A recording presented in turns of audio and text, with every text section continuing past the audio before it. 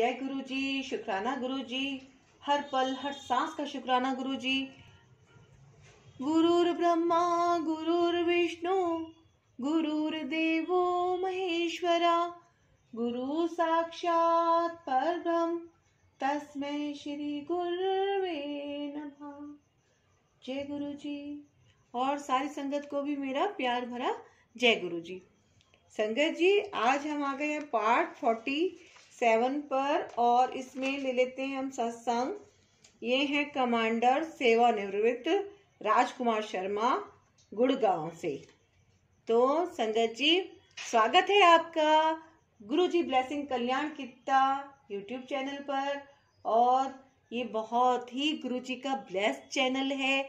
इसके परिवार के जितने भी सदस्य हैं, ये जो गुरु परिवार बनवाया है गुरु जी ने प्यारा प्यारा, मैं अपने सभी गुरु परिवार के सदस्यों के लिए गुरु जी से अरदास करती हूँ कि गुरु जी मेरा गुरु परिवार गुरु जी ब्लेसिंग कल्याण कित्ता के यूट्यूब के जितने भी सब्सक्राइबर हैं, जो वीडियो को पूरा पूरा वॉच करते हैं, आगे आगे और लोगों का कल्याण करने की दृष्टि से वीडियो को शेयर करते हैं, आपका शुक्राना करते हैं, उन सब पर गुरुजी आप अपनी कृपा हमेशा बनाए रखना, सबकी मनोकामनाएं पूर्ण करना, सबको स्वस्थ और खुश रखना।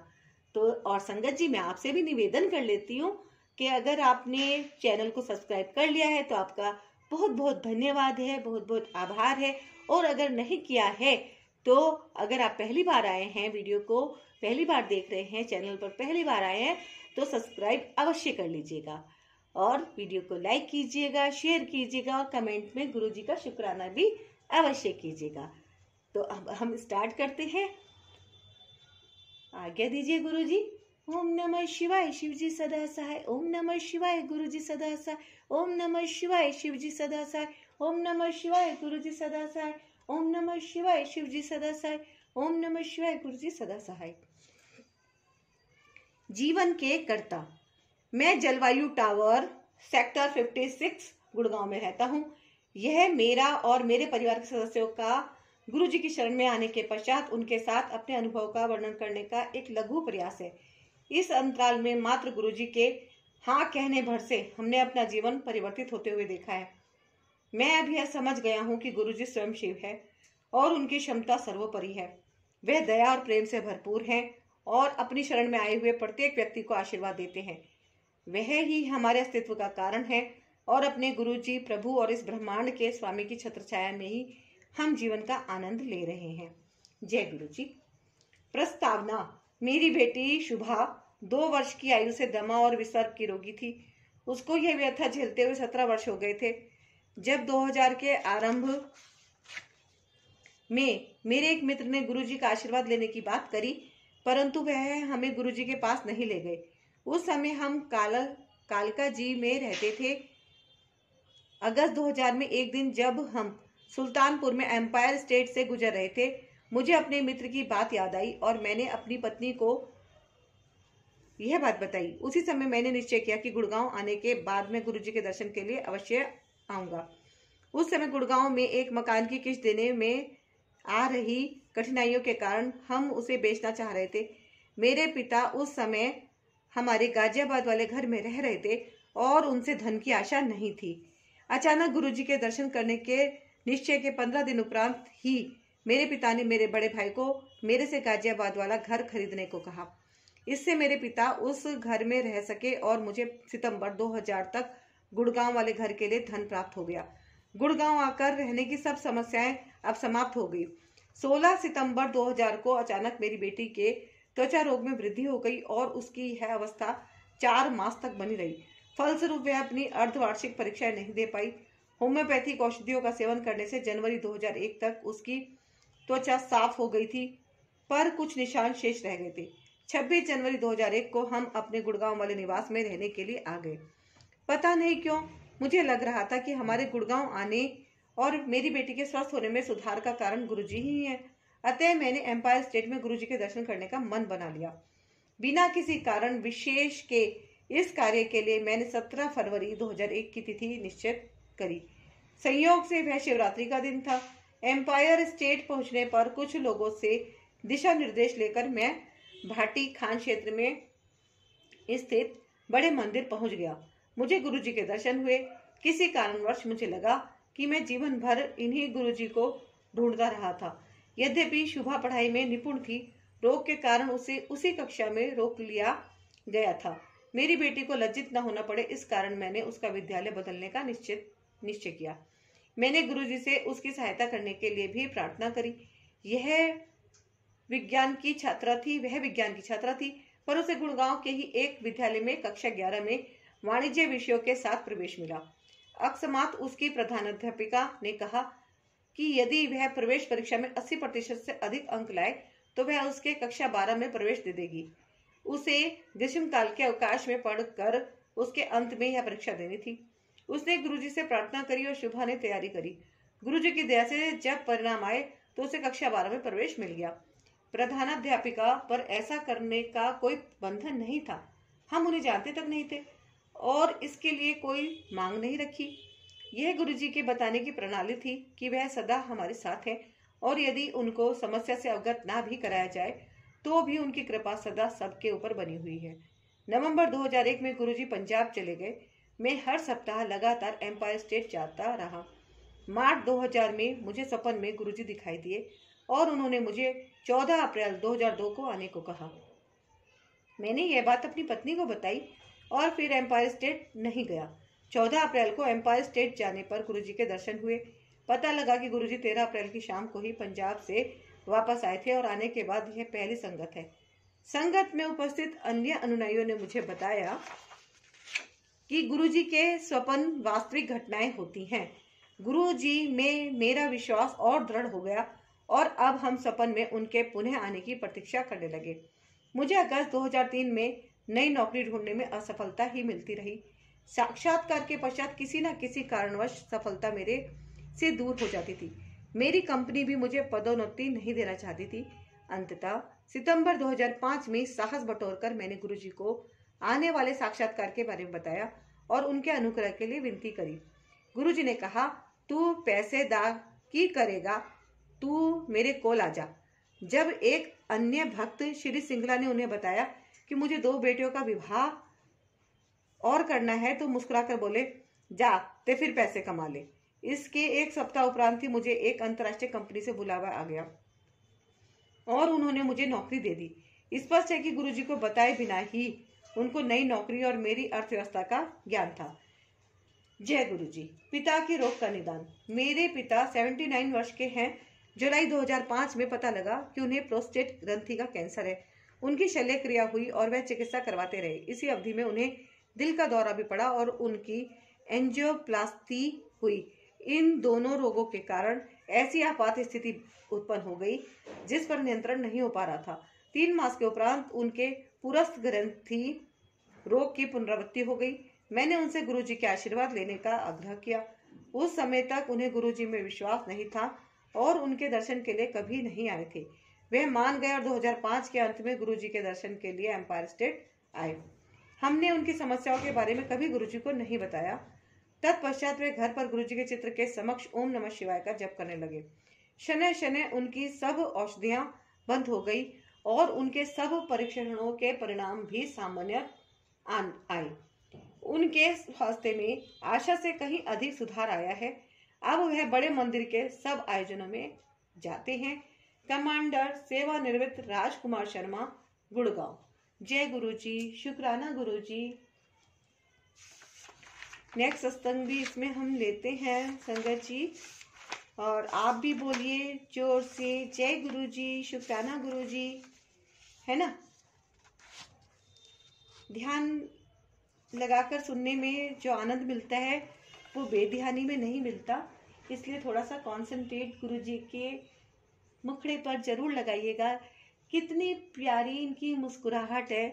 सबसे प्यारी तो इनकी मुस्कुराहट ही है। मुझे तो इनकी मुस्कुराहट बहुत ही ज़्यादा पसंद है और ऐसा लगता है बस ये 24 घंटे मैं इनको देखती रहूं और ये मुझे देखते रहें। मैं तो आते जाते बस निहाली होती रहती हूँ। मेरी तो इनके साथ अलग ही कनेक्शन बन चुका है। जय गुरुजी। शुक्राना गुरुजी, आपका और मेरा ये जो डायरेक्ट कनेक्शन बन रहा है इसके लिए आपका बहुत बहुत शुक्राना है गुरुजी। मैंने आज तक किसी के साथ, किसी भगवान के साथ इतना डीप कनेक्शन फील ही नहीं किया जितना मैं आपके साथ करती हूँ। जय गुरुजी, शुक्राना गुरुजी। शायद आप सारी संगत के साथ ऐसा ही कनेक्शन बना लेते हो।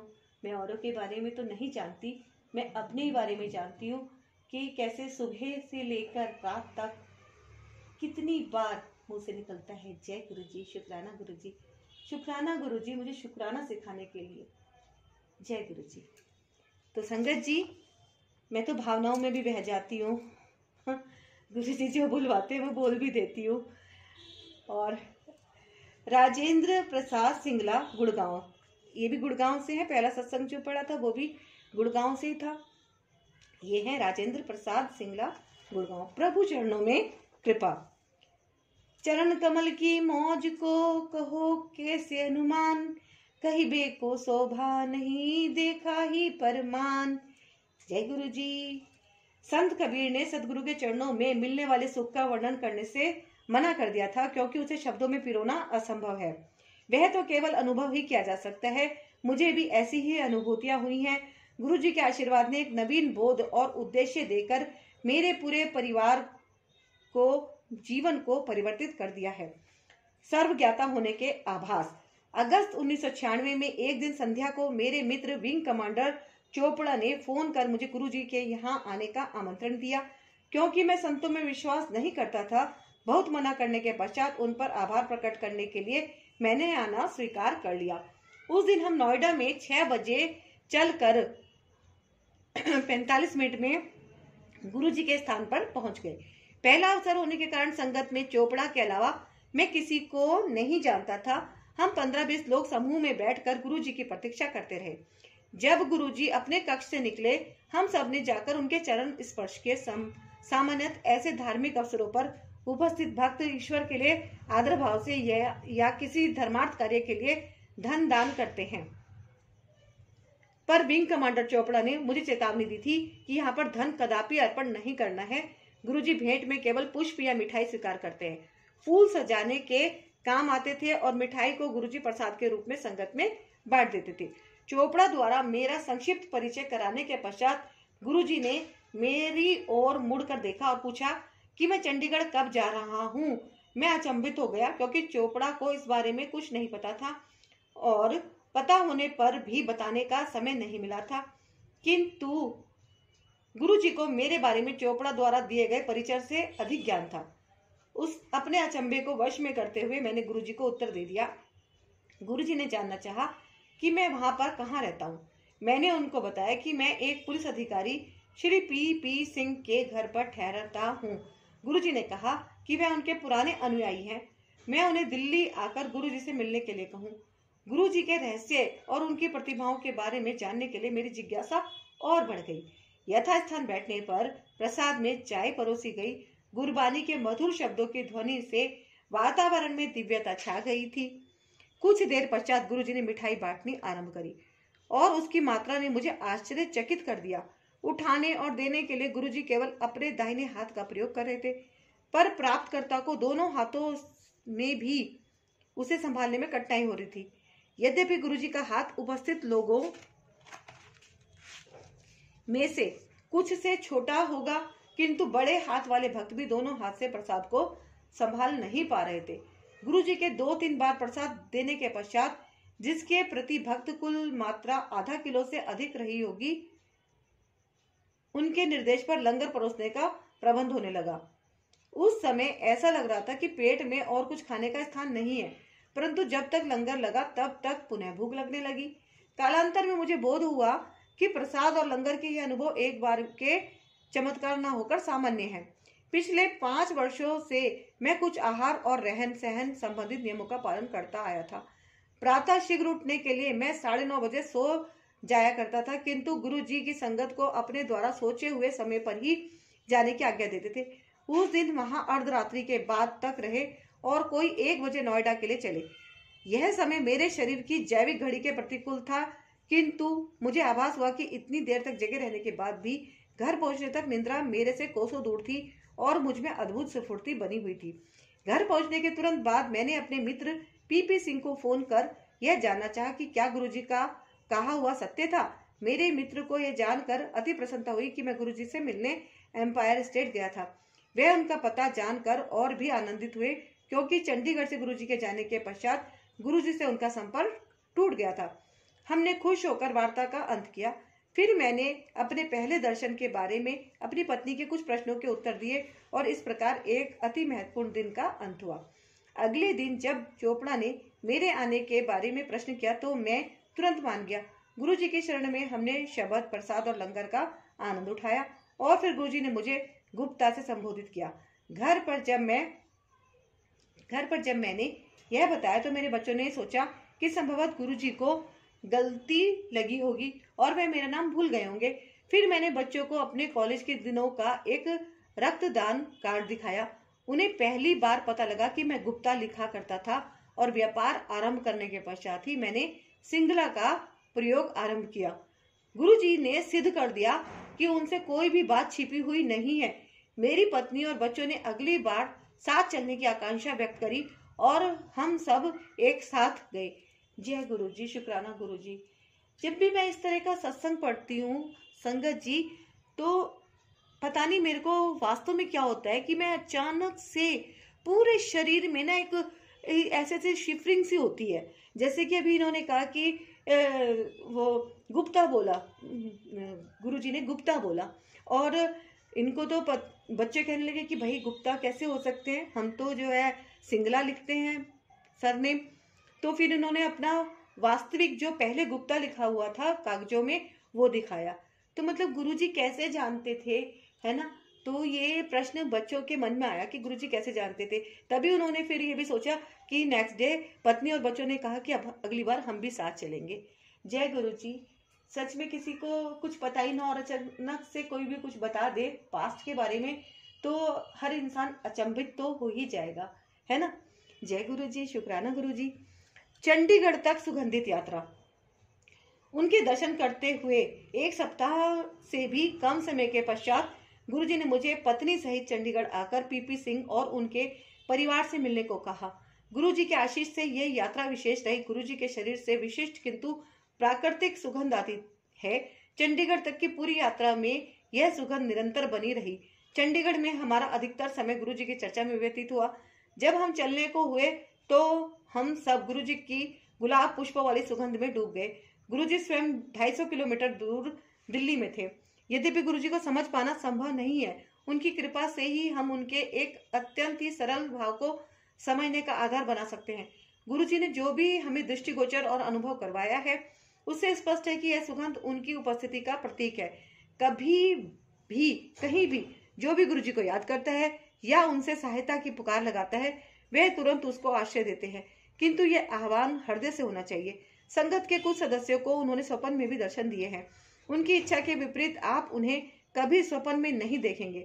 गुरुजी का स्वप्न कभी भी कारणात्मक घटना न होकर उनकी वास्तविक लौकिक उपस्थिति है, अन्यथा कौन कुछ वर्ष पूर्व घटी इस घटना का विश्लेषण कर सकता है।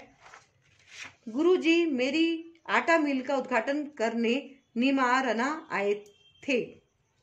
उनके साथ संगत के कुछ सदस्य भी थे।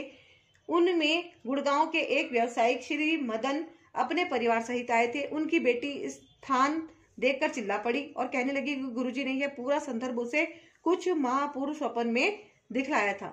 जय गुरुजी। छोटी सी सेवा से रोग मुक्ति। किसी भी भक्त के लिए गुरु की सेवा अत्यंत प्रसन्नता, गौरव और संतोष की घटना होती है, किंतु गुरुजी के संदर्भ में उसका एक और आयाम भी है। एक बार गुरुजी ने मुझे अपने घुटनों से टखनों तक मालिश करने को कहा। उसे करते हुए मैं कितना भाव विभल और आनंदित हुआ इसका वर्णन करना असंभव है। आधा घंटा ऐसा करने के पश्चात मेरे हाथ उनकी सुगंध से भर गए थे। वह सुगंध हाथों में 24 घंटे से भी अधिक समय तक रही और कुछ चमत्कारिक भी हुआ। मेरे पैरों के नीचे का भाग अकड़ा रहता था। मेरे पुत्र उन अंगों पर अपने शरीर का भार डालने के लिए खड़ा हुआ करता था। मेरा पुत्र उन अंगों पर अपने शरीर का भार डालने के लिए खड़ा हुआ करता था और इससे कुछ आराम मिलता था। कुछ दिनों में मुझे आभास हुआ कि गुरुजी ने अपने उन्हीं भागों की मालिश करवाकर मुझे 7-8 वर्षों से चली आ रही उस तीव्र वेदना से मुक्त कर दिया था। उसके बाद मुझे वहां कभी दर्द नहीं हुआ। गुरुजी जैसे दाता कृपा के अतिरिक्त जब भी सेवा करवाते हैं वह भक्त की भलाई के लिए ही होती है। जय गुरु जी, शुक्राना गुरु जी। मारुति के चमत्कार। हमारी मारुति 800 कार 12 से हमारी मारुति 800 कार 12 से 12.5 किलोमीटर प्रति लीटर पेट्रोल का औसत देती थी। हर बार जब मैं ईंधन भरवाता था तो उसकी औसत की गणना करता था। कार की आरंभिक सेवाओं के अवसर पर मैं सेवा केंद्र के कर्मचारियों को उसकी औसत बढ़ाने की बात करता था तो उनका उत्तर यही होता था कि नगरों में चलने के कारण उसमें किसी वृद्धि की संभावना नहीं है। जब हमने गुरुजी के पास आना आरंभ किया तो उसकी औसत 19 किलोमीटर प्रति लीटर हो गई। यह आश्चर्यजनक था और मैंने सोचा कि मुझसे कोई गलती हुई है, अतः यह मैंने किसी को नहीं बताया। अगली बार भी यही गणना आई। मैं आश्चर्यचकित था और जब मैंने अगली बार टैंक भरवाया तो भी वही परिणाम आया। अगले दर्शन पर गुरुजी ने इसका रहस्य उद्घाटन करते हुए कहा कि सिंगला क्या हुआ, 19 की संख्या में घूम गए। अब तुम्हें आभास होगा कि संतों की कृपा मनुष्य पर ही नहीं कारों पर भी हो सकती है। गुरुजी का यह कथन बार बार सिद्ध हुआ। एक बार कार चलाते हुए मैंने देखा कि ईंधन समाप्त होने वाला है तो मैं एक पेट्रोल पंप पर मुड़ गया। पंक्ति में खड़े हुए जब मैंने देखा कि उसकी सुई स्वयं ही आधे चिन्ह पर पहुंच गई तो मैं अत्यंत चकित हुआ। मैं बिना पेट्रोल भरवाए आगे निकल गया। कुछ दिन के पश्चात आशानुकूल किलोमीटर चलने पर सुई फिर खाली टैंक दिखा रही थी। पेट्रोल पंप पर मुड़ने के बाद मैं पुनः अचंभित हुआ जब सुई फिर आधे चिन्ह पर पहुंच गई। कोई 2 सप्ताह तक ऐसा प्रतीत होता रहा कि पेट्रोल पंप देखकर कार में आधी टंकी अपने आप भर जाती है। एक बार पंजाब जाते हुए लगा कि कार में शेष पेट्रोल के साथ हम अपने गंतव्य तक पहुंच जाएंगे, पर इसके विपरीत हम पेट्रोल भरे बिना वापस दिल्ली पहुंच गए। न केवल ईंधन क्षमता में वृद्धि हुई, गुरुजी की दया से हमारी कार की सामान ले जाने की क्षमता भी बढ़ती रही। प्रारंभ में हमें गुरुजी ने लंगर बनाने के स्थल से हर संगत के दिन भोजन लाने के लिए कहा। उन्हीं की कृपा से लंगर के सब बर्तन कार में समा जाते थे, किंतु जैसे जैसे संगत की गिनती बढ़ती गई उसी प्रकार लंगर के बर्तनों का आकार भी बढ़ा और फिर भी वह सब कार में समाते रहे। एक दिन गुरुजी का साधारण सा लगने वाला कथन कि क्या लंगर के सब बर्तन उसमें आ गए के पश्चात ऐसा लगने लगा कि कार का सामान रखने वाला स्थान लचीला होकर आवश्यकता अनुसार बढ़ जाता है। एक दिन संगत समाप्त होने के पश्चात हम लंगर के खाली ड्रम लेकर वापस नोएडा जा रहे थे। उसी समय गुरुजी ने मंदिर के सब पर्दों को ड्राई क्लीन करवाने को कहा। कुल 35-40 पर्दे, प्रत्येक 15-20 फुट लंबे। क्योंकि उन्हें साफ करने का कार्य नोएडा में ही होना था, हमें कुछ पर्दे ले जाने को कहा गया। हम 4 यात्रियों और लंगर के खाली बर्तनों के साथ अधिक पर्दे आने की संभावना कम थी, किंतु सबको अचंभा हुआ जब इतनी लदी हुई गाड़ी में सब पर्दे सरलता से आ गए। केवल गुरुजी ही इसके करता रहे होंगे। जय गुरुजी, शुक्राना गुरुजी। मधुमेह रोगी पिता के लिए मीठा प्रसाद। 80 के दशक से मेरे पिता मधुमेह रोग से पीड़ित रहे हैं और प्रतिदिन 2 इंसुलिन के इंजेक्शन लेते रहे हैं। हम गुरुजी के पास आए और गुरुजी ने उन्हें बर्फी दी। सामान्य प्रसाद लेकर भक्त बाहर आते हैं और प्रसाद खाकर वापस अंदर जाकर अपने स्थान पर पुनः बैठ जाते हैं। मेरे पिता भी बाहर आए और उन्होंने मेरे से पूछा कि इन 5-6 बर्फियों का वह क्या करे। मैंने उन्हें बताया कि गुरुजी के स्थान में जो भी प्रसाद मिलता है उसको वहीं पर खाने से औषधि जैसा प्रभाव होता है, घर या बाहर ले जाने से उसका प्रभाव मिट जाता है। उन्होंने कहा कि मिठाई तो उसके लिए विष है। मैंने उनको समझाया कि यह गुरुजी का प्रसाद है और उसका विपरीत प्रभाव कभी नहीं हो सकता। मेरे हट करने पर उन्होंने वह खा ली और अंदर चले गए। गुरुजी ने उन्हें पुनः बुलाकर और बर्फियां दी। अब मेरे पिता को लग रहा था कि निश्चित रूप से उन पर दुष्प्रभाव होगा, इसलिए वह उसे नहीं खाना चाह रहे थे। पुनः मेरे कहने पर उन्होंने मेरी बात मान ली और वह प्रसाद खाकर अंदर गए, किंतु गुरुजी ने उनके लिए और प्रसाद रखा हुआ था। एक बार फिर बुलाकर उन्हें बर्फियां दी। तीसरी बार बर्फियां खाने तक मेरे पिता लगभग आधा किलो बर्फियां खा चुके थे। उन्हें विश्वास था कि वे गंभीर रूप से बीमार पड़ेंगे और उनके मधु का स्तर पिछले 15 वर्ष के बराबर ही की मिठाई केवल 4 घंटे में खा लेने से निश्चित अति उच्च हो जाएगा। हम घर गए और उन्होंने मुझे प्रातः 5:30 बजे फोन करके कहा कि उनके मधु का स्तर जो गत दिन 130 था। इतनी बर्फियां खाने के पश्चात 120 था। इससे बोध होता है कि गुरुजी के स्थान पर दी हुई कोई भी वस्तु अपने भौतिक गुण खोकर प्रसाद के गुण अपना लेती है। जय गुरुजी। शुक्राना गुरुजी। शल्य क्रियाओं में गुरु कृपा। मेरे पिता मधुमेह के साथ हृदय रोग से भी पीड़ित थे। एक बार रात को उनके वक्ष स्थल में पीड़ा हुई। उन्होंने उसके बारे में अधिक न सोचते हुए मालिश और गर्म तेल की बोतलों से दर्द को शांत करने का प्रयत्न किया। किसी प्रकार से उन्होंने रात तो बिता दी, किंतु स्थिति की गंभीरता को देखते हुए उन्होंने प्रातः मुझे फोन किया। जब मैं उनके पास पहुंचा तो उनकी स्थिति देखकर हम उन्हें यथाशीघ्र अपोलो चिकित्सालय ले गए। प्रारंभिक परीक्षणों से पता लगा कि रात को उन्हें दिल का दौरा पड़ा था और चिकित्सक उन्हें चिकित्सालय लाने में देरी करने के लिए अचंभित थे। तथापि पूर्ण परीक्षणों के पश्चात चिकित्सकों ने बाईपास का परामर्श दिया। पिता के मधुमेह रोगी होने के कारण यह क्रिया जटिल होने की संभावना थी, क्योंकि ऐसे रोगी को स्वस्थ होने में सामान्य रोगी से अधिक समय लगता है। कोई अन्य उपाय न होने के कारण चिकित्सकों ने हमारी अनुमति लेकर शल्य क्रिया आरंभ करी। थोड़ी सी अवधि में शल्य क्रिया के सब प्रबंध करना कोई सरल बात नहीं थी।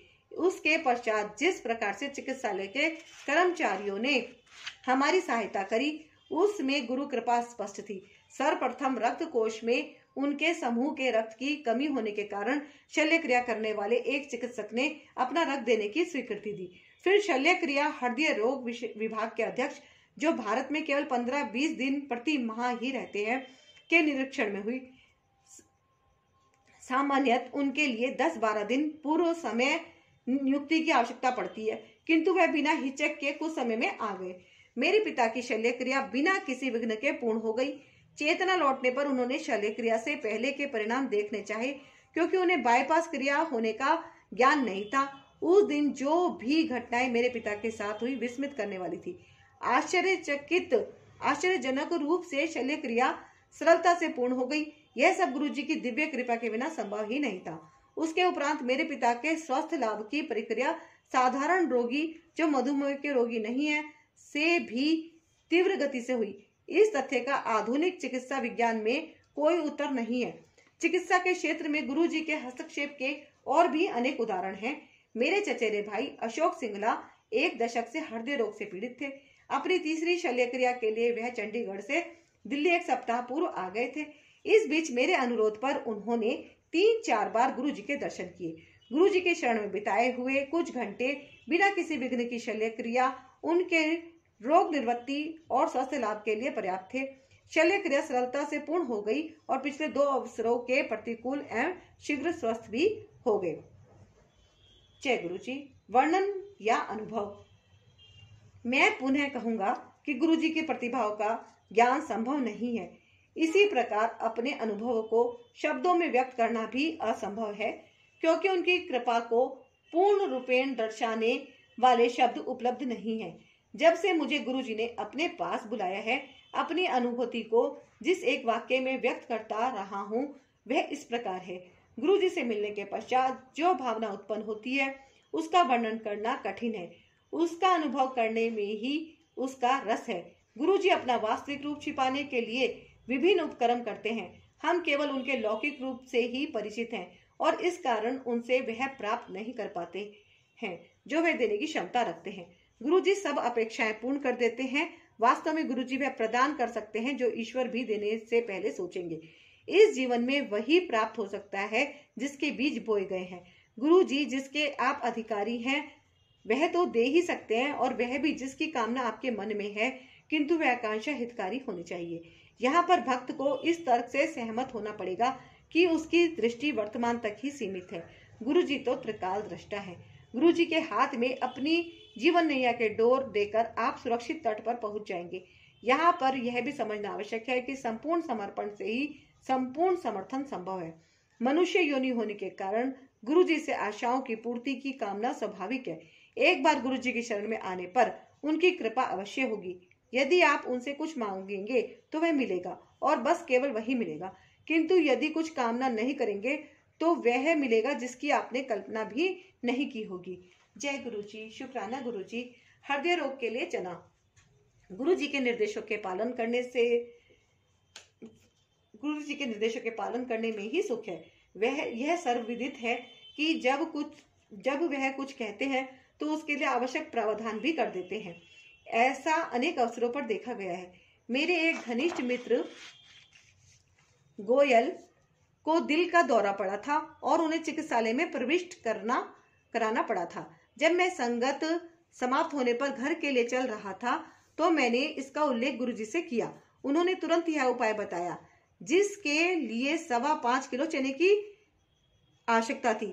जब तक हम बाहर निकलकर घर के लिए चले तो शीतकाल की चरम सीमा में रात्रि का 1 बज रहा था। क्योंकि यह उपाय तुरंत करना आवश्यक था, मैं खुली हुई पंसारी की दुकान ढूंढते हुए गाड़ी चला रहा था।